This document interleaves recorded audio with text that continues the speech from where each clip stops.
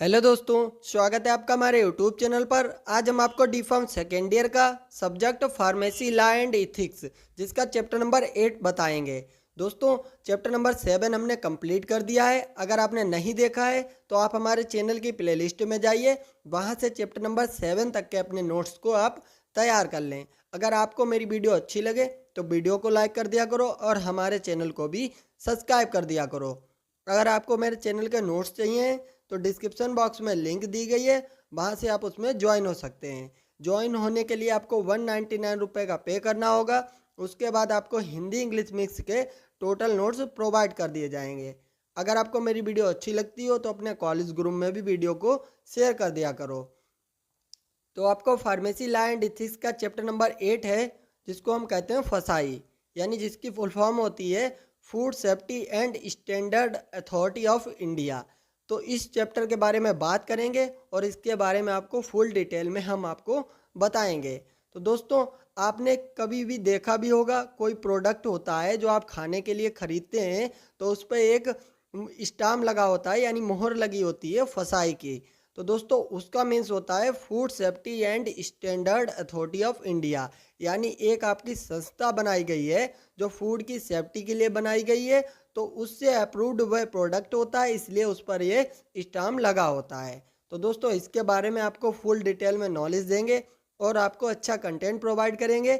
और दोस्तों, अगर वीडियो अच्छी लग रही है तो वीडियो को लाइक कर दीजिए और हमारे चैनल को सब्सक्राइब करके ज़्यादा से ज़्यादा अपने फ्रेंड सर्कल में आप शेयर करते रहिए। तो दोस्तों, आपका टॉपिक क्या है? Food safety and standard authority of India. तो सबसे पहला पॉइंट है, इसमें आपको इंट्रोडक्शन बताएंगे कि इसका इंट्रोडक्शन क्या है। तो इंडिया में जो चीज़ें खाने वाली हैं उसके स्टैंडर्ड को मेंटेन करने का वर्क फसाई का है। जो फसाई यानी एक संस्था है, इसका वर्क है, क्या वर्क है? इंडिया में जो चीज़ें खाने वाली हैं उसके स्टैंडर्ड को मेंटेन करने का ये वर्क करती है। और इसका हेड कौन होता है? यानी इसका हेड होता है ministry of health and family welfare. और सेकेंड पॉइंट में हमने क्या लिखा है? फसाई का वर्क एक एक्ट के तहत होता है। दोस्तों, 2006 में एक एक्ट था जिसका नाम था food safety and standard act, यानी इसी के नाम से एक एक्ट था food safety and standard act 2006। फिर दोस्तों, वह जो एक्ट था वह इतना इफ़ेक्टिव नहीं था, अपना वर्क पूरी तरीके से नहीं कर पाया। तो जिस कारण दोस्तों एक नया आपका एक्ट बनाया गया, फसाई एक्ट। और ये फसाई एक्ट कब बनाया गया और कब लागू हुआ, इसके बारे में भी हम बात करेंगे और आपको टोटल इन्फॉर्मेशन देंगे। तो दोस्तों, तो जो आपका 2006 वाला एक्ट है उसी के बेस पर ये वाला एक्ट आपका वर्क करता है। और थर्ड पॉइंट में लिखा है फसाई का गठन 2008 में किया गया। जो फसाई एक्ट है उसका गठन 2008 में किया गया। और किस एक्ट के बेस पर किया गया? 2000 का जो 6 वाला एक्ट है उसी के बेस पर इस एक्ट का आपका निर्माण किया गया। और जो आपका 2008 यानी फसाई एक्ट जो निर्माण किया गया था वह आपका 2011 में ऑल इंडिया में प्रभावी रूप से आ गया। यानी 2011 में ये अपना वर्क स्टार्ट कर दिया था जो आपका फसाई एक्ट था। तो इतना आपका इंट्रोडक्शन आप थोड़ा सा देख लिए कि फसाई एक्ट क्या है और ये किस एक्ट पर वर्क करता है, तो इसके बारे में आप थोड़ी सी इंफॉर्मेशन ले लिए। फिर दोस्तों, बात करते हैं प्रिंसिपल ऑफ फसाई, यानी जो फसाई एक्ट है वह कौन से प्रिंसिपल पर वर्क करता है, उसका प्रिंसिपल क्या है और किस चीज़ के लिए ये वर्क करता है, तो उसके बारे में थोड़ा सा आपको बताएंगे। दोस्तों, यह एक्ट ह्यूमन की लाइफ, उसकी हेल्थ और उसके परिवार की लाइफ को प्रोटेक्शन के लिए फसाई एक्ट वर्क करता है। यानी जो आपका फसाई एक्ट है वह ह्यूमन की लाइफ को बचाने के लिए और दोस्तों उसकी हेल्थ को इम्प्रूव करने के लिए और उसकी जो फैमिली है उसकी लाइफ को प्रोटेक्ट करने के लिए आपका फसाई एक्ट बनाया गया है। और उसके बाद ये अपना वर्क करता है, सभी प्रोडक्ट को अच्छी क्वालिटी प्रोवाइड करने में अपना बहुत योगदान देता है और लोगों की हेल्थ के लिए भी ये अपना बहुत ज़्यादा योगदान देता है। फिर उसके बाद आपका जो सिलेबस है उसमें आपका एक टॉपिक पूछा गया है डेफिनेशंस, यानी जो आप एक्ट पढ़ रहे हैं उसके अंदर कुछ डेफिनेशंस होती हैं, कुछ इंपॉर्टेंट डेफिनेशन होती हैं। तो उनके बारे में थोड़ी सी बात करेंगे कि कौन कौन सी इंपॉर्टेंट डेफिनेशन है, तो उसको हम बताते हैं। तो दोस्तों आपका सबसे पहला टॉपिक है एडल्ट्रेंट। यानी एडल्ट्रेंट क्या होता है? देखिए, किसी भी गुड प्रोडक्ट में कोई लो क्वालिटी वाला प्रोडक्ट मिक्स कर देना। यानी कोई भी अच्छी क्वालिटी वाला प्रोडक्ट है और उसकी तरह दिखने वाला आप दूसरा उसमें लो क्वालिटी का कोई प्रोडक्ट ऐड कर देते हैं। तो जो आपने लो क्वालिटी वाला जो प्रोडक्ट उसमें ऐड किया तो उसको कहा जाता है एडल्ट्रेंट। और उसके बाद इसमें कुछ डेफिनेशन है। यानी कंज्यूमर्स क्या होते हैं? दोस्तों, कंज्यूमर उन लोगों को कहते हैं जो खाने के लिए इस प्रोडक्ट को खरीदते हैं। यानी हम लोग जो प्रोडक्ट खरीदते हैं तो हमको कहा जाएगा कंज्यूमर्स। और एडवर्टाइजमेंट क्या होता है? आपने सुना भी होगा एडवर्टाइजमेंट। तो इसका मतलब होता है किसी भी प्रोडक्ट का या किसी भी चीज़ का आप यानी प्रचार प्रसार कर रहे हैं तो उसको कहा जाता है एडवर्टाइजमेंट।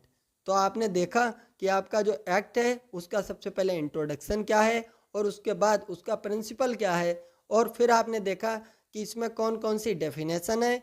फिर बात करते हैं आपका 2006 वाला जो एक्ट है उस एक्ट के बारे में थोड़ी सी बात करते हैं। और जो फसाई एक्ट है इससे पहले कौन कौन से एक्ट इंडिया के अंदर थे उनके बारे में बात करेंगे। और फिर आपको हम फसाई एक्ट का कंपोजिशन बताएंगे और उसके बाद जो इसके फंक्शन होंगे उसके बारे में बात करेंगे। तो दोस्तों, फसाई एक्ट 2006 यानी जो आपका 2006 में था वह एक प्रकार का आपका फसाई एक्ट ही था। लेकिन दोस्तों वह इतना इफ़ेक्टिव ना हो पाया, फिर उसके बाद इसको थोड़ा सा मॉडिफाई किया गया। यानी 2008 में इसको मॉडिफाई किया गया और 2011 में इसको अच्छी तरीके से इंडिया के अंदर लागू कर दिया गया। तो जो आपका फसाई एक्ट 2006 वाला है इसका क्या मतलब है? According to the food safety and standard act 2006। यानी यह एक्ट फूड की सेफ्टी के लिए तैयार किया गया था। जो आपका 2006 वाला एक्ट था ये आपकी फूड की सेफ्टी के लिए तैयार किया गया था। यानी जो मिलावट को कम करने के लिए तैयार किया गया था। यानी बहुत से फूड ऐसे होते हैं जैसे जो घी होता है उसमें बहुत से लोग उसमें जो आपका आलू होता है ना उसको मिला देते हैं और उसके बाद फिर उसको मार्केट में बेच देते हैं। तो ये उसको देखने के लिए यानी किसी भी अच्छे प्रोडक्ट में कोई बेकार प्रोडक्ट ना मिलाया जाए उसकी चेकिंग के लिए ये एक्ट बनाया गया था। और उसके बाद दोस्तों इसका पॉइंट नेक्स्ट पॉइंट लिखा हुआ है एक्ट में रूल का डाटा। यानी जो आपका एक्ट है इसमें रूल और डाटा दिया जाता था। यानी उसी बेस पर प्रोडक्ट की मैन्युफैक्चरिंग होगी। यानी जो भी डाटा इस एक्ट में दिया गया है कि किसी प्रोडक्ट की मैन्युफैक्चरिंग कैसे होगी, तो कोई भी अगर इंडस्ट्री किसी प्रोडक्ट की मैन्युफैक्चरिंग कर रही है तो भाई उसी अनुसार उसी प्रोडक्ट की मैन्युफैक्चरिंग करेगी। उसकी स्टोरेज किस प्रकार करनी है ये एक्ट बताता था। उसी प्रकार से प्रोडक्ट की स्टोरेज करनी है, डिस्ट्रीब्यूशन कैसे करना है और सेल कैसे करनी है। और ड्रग का जो आपका ड्रग हो गया या कोई भी प्रोडक्ट हो गया उसकी आपको इंपोर्ट कैसे करना है, यानी एक दूसरे से दूसरी जगह पर कैसे ले जाना है। तो यह भी यह एक्ट बताता था। और उसके बाद जब तक ये एक्ट स्टेबलाइज नहीं हुआ था दोस्तों, जो आपका फसाई एक्ट है यानी 2006 वाला, ये अगर जब तक ये स्टेबलाइज नहीं हुआ था यानी इंडिया के अंदर नहीं आया था तो इससे पहले कौन कौन से एक्ट थे तो उनको हम बताते हैं कि पहले कौन कौन से एक्ट थे। तो दोस्तों, वेजिटेबल ऑयल प्रोडक्ट यानी जो आपका एक एक्ट बनाया गया था 1947 में जिसका नाम था वेजिटेबल ऑयल प्रोडक्ट। यानी जो आपका वेजिटेबल ऑयल होता है उसको कंट्रोल करने के लिए ये एक्ट बनाया गया था। और उसके बाद prevention of food adulteration act 1954 में बनाया गया था। और फ्रूट प्रोडक्ट ऑर्डर 1955 यानी फ्रूट की देखभाल करने के लिए एक एक्ट बनाया गया था। मीट फूड प्रोडक्ट ऑर्डर 1973 यानी जो मांस वाले प्रोडक्ट होते हैं उनकी देखभाल करने के लिए, यानी उसमें कोई मिक्सिंग तो नहीं हो रही किसी प्रकार की, तो उसके लिए भी एक एक्ट बनाया गया था 1973 में। तो दोस्तों, फसाई एक्ट से पहले आपके इतने एक्ट थे ये वर्क कर रहे थे इंडिया के अंदर। लेकिन जब आपका फसाई एक्ट आ गया तो दोस्तों उसका सब वर्क यानी जितने भी आपके एक्ट थे तो उन एक्ट का वर्क सब फसाई का हो गया और फसाई टोटल वर्क करने लगा। तो दोस्तों इस प्रकार से आपका 2006 वाला एक्ट था और जो आपके प्रीवियस में एक्ट चल रहे थे इंडिया के अंदर तो उसके बारे में बताया। फिर बात करते हैं कंपोजिशन ऑफ फसाई एंड फंक्शन ऑफ फसाई, यानी जो आपका फसाई एक्ट है उसका क्या कंपोजिशन है और क्या उसके फंक्शन है, तो इसके बारे में बात करते हैं। तो दोस्तों food safety and standard authority of India structure is as follows, यानी जो आपका food safety and standard act आपका जो है इसका किस प्रकार से स्ट्रक्चर बनाया गया है, इसमें कौन कौन से मेंबर हैं, तो उसके बारे में आपको बता रहे हैं। तो सबसे पहले बात करते हैं। देखिए पहला पॉइंट है चेयरमैन, यानी जो इसमें एक चेयरमैन होता है वह किसके द्वारा अपॉइंट किया जाता है, वह सेंट्रल गवर्नमेंट के द्वारा अपॉइंट किया जाता है।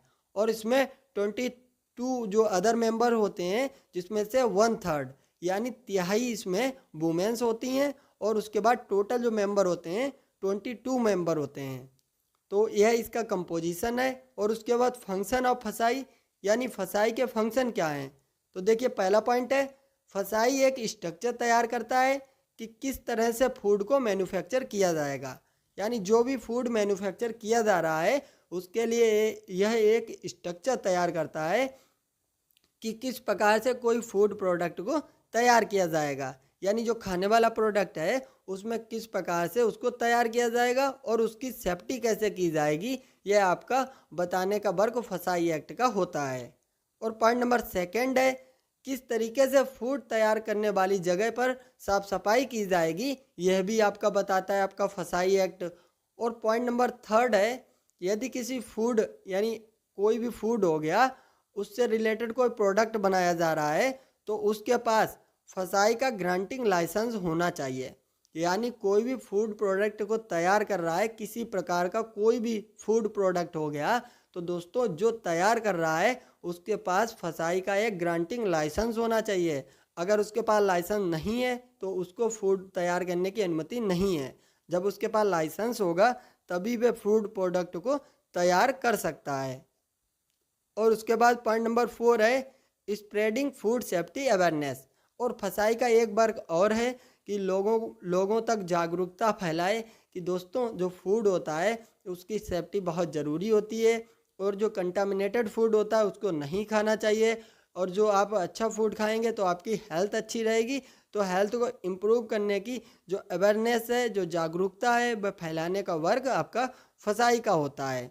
और हम लोगों का भी एक वर्क होता है कि लोगों को फूड के प्रति सेफ्टी रखनी चाहिए, यानी कंटामिनेटेड फूड नहीं लेना चाहिए और ज़्यादा दिनों का रखा हुआ खाना भी नहीं खाना चाहिए और कोई भी प्रोडक्ट भी नहीं खाना चाहिए। इतना हम लोगों का भी वर्क होता है। और उसके बाद इसमें कुछ रूल एंड रेगुलेशन अंडर फसाई एक्ट, यानी जो आपका फसाई एक्ट है उसमें कुछ रूल एंड रेगुलेशन है, उनके बारे में थोड़ी सी बात करते हैं। देखिए फसाई एक्ट का सेक्शन नंबर 9 बताता है, यानी जो फसाई एक्ट में सेक्शन बनाए गए हैं, कोई भी अगर एक्ट होगा उसके अंदर सेक्शन तो बना ही जाएंगे।